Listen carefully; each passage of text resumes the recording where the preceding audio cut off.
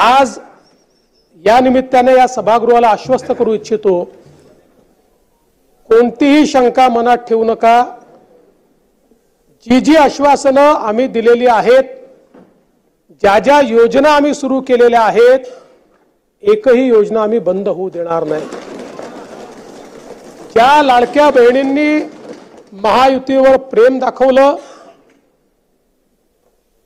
हे अधिवेशन संपल्याबरोबर डिसेंबर महिन्याचा हप्ता त्यांच्या खात्यामध्ये आम्ही टाकतो आणि काहीच बदल नाहीये। नाना, मी या ठिकाणी स्पष्ट करू इच्छितो, कुठलेही नवीन निकष नाहीत, आता तर सगळ्यांनाच टाकतो, पण ॲपरंटली असं लक्षात येत आहे की काहींनी 4-4 खाती उघडलेली आहेत। तर जसं समाजामध्ये चांगल्या प्रवृत्ती असतात, त्याच्या काही वाईट प्रवृत्ती असतात।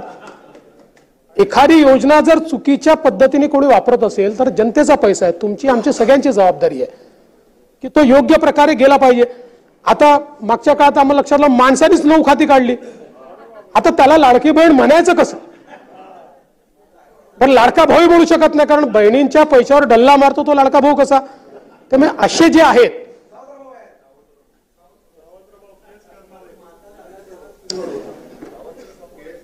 त्यामुळे शेतकऱ्यांच्या संदर्भात आम्ही दिलेली आश्वासनं असतील, युवांच्या संदर्भात दिलेली आश्वासनं असतील, ज्येष्ठांच्या संदर्भात दिलेली आश्वासनं असतील, समाजातल्या वंचितांच्या संदर्भात दिलेली आश्वासनं असतील, ही सर्व आश्वासनं या ठिकाणी आम्ही पूर्ण करणारच आहोत।